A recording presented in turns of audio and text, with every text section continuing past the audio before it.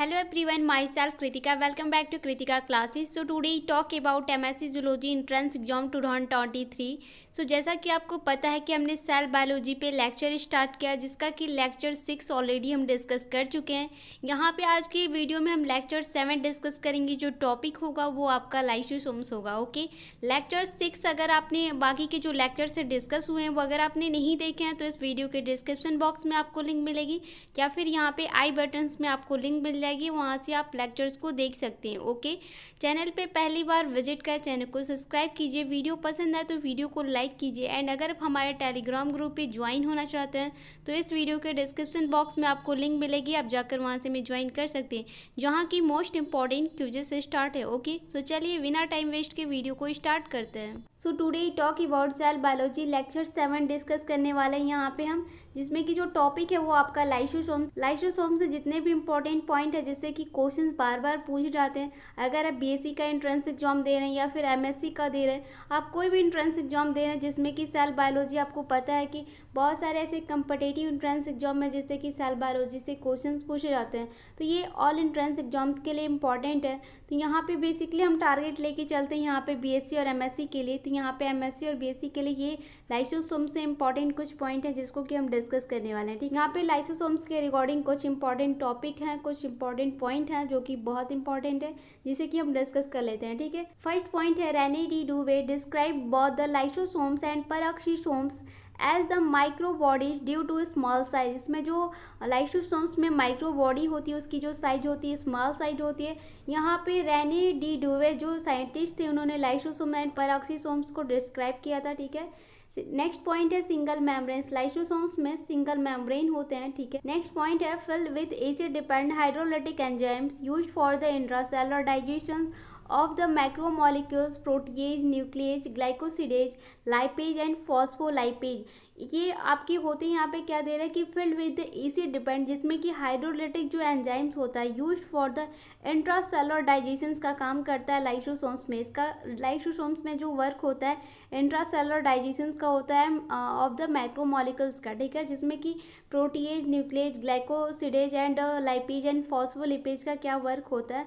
तो यहाँ पे फर्स्ट पॉइंट हमने लिखा है कि लाइपेज का जो वर्क होता है लाइसोसोम्स में वो डाइजेस्ट लिपिड का होता है। ठीक है, कार्बोहाइड्रेट की बात करें तो कार्बोहाइड्रेट का डाइजेस्ट कार्बोहाइड्रेट होता है। प्रोटीएज की बात करें तो डाइजेस्ट प्रोटीन होता है। न्यूक्लियस की बात करें तो न्यूक्लियस में डाइजेस्ट न्यूक्लिक एसिड होता है, न्यूक्लिक एसिड डाइजेस्ट होता है एंड फॉस्फोरिक एसिड होता है जो कि मोनोएस्टर्स होता है। ठीक है, तो ये वर्क होता है बेसिकली आपका इंट्रासेलुलर डाइजेशन का मैक्रोमोलिक्यूल्स में जो कि हाइड्रोलाइटिक एंजाइम में यूज होता है लाइसोसोम्स के। ठीक है, नेक्स्ट पॉइंट है can break down a variety of biomolecules. इसमें जो कैन ब्रेक डाउन होता है इसकी जो बायोमोलिक्यूल्स में basically proteins, nucleic acid, lipid और कार्बोहाइड्रेट होता है। ओके, नेक्स्ट पॉइंट है lysosome do not play a significant role in the cell death.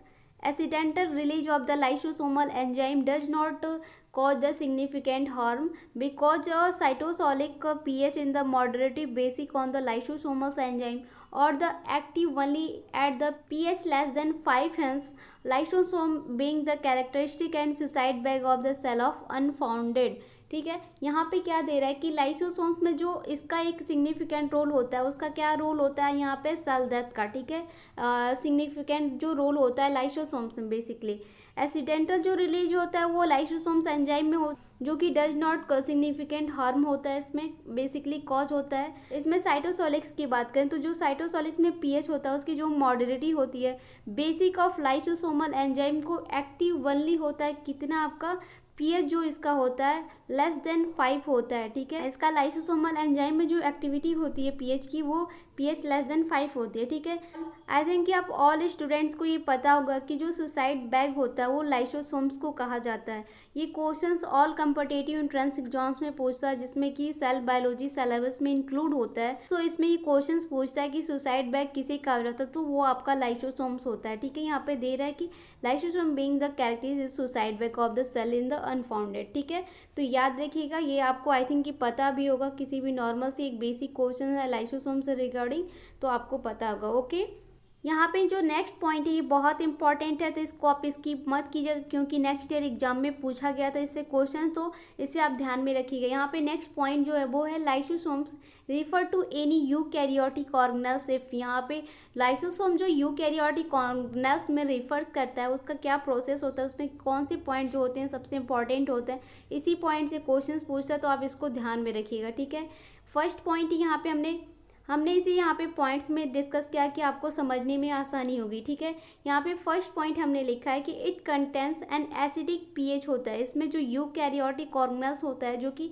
Lysosomes में रिफर करता है, इसमें it contain at the acidic pH होता है। नेक्स्ट पॉइंट की बात करें तो it contain acid hydrolase enzymes. Next point दिया है एंजाइम शो लेटेंसी। यहाँ पे जो एंजाइम शो करते हैं लेटेंसी होते हैं बेसिकली यूकैरियोटिक ऑर्गेनेल्स में। नेक्स्ट पॉइंट है by the definitions vacuoles excluding storage vacuoles और द आल्सो लाइसोसोम्स होता है। ठीक है, तो यहाँ पे हमने लाइसोसोम्स के जितने भी इंपॉर्टेंट पॉइंट है जिससे कि क्वेश्चंस बार बार पूछे जाते हैं, सिर्फ उसी टॉपिक्स को हमने यहाँ पे डिस्कस किए, अदर किसी पॉइंट्स को हमने डिस्कस नहीं किए जिससे कि आपको कन्फ्यूजन्स होगा। ओके, सो आई होप कि आपको ये वीडियो पसंद आएगा। वीडियो पसंद आया होगा तो वीडियो को लाइक कीजिएगा और चैनल पर पहली बार विजिट करें, चैनल को सब्सक्राइब जरूर कीजिए। ओके, सो मिलते हैं जल्द ही नेक्स्ट वीडियो में, तब तक के लिए thank you, thanks for the watching।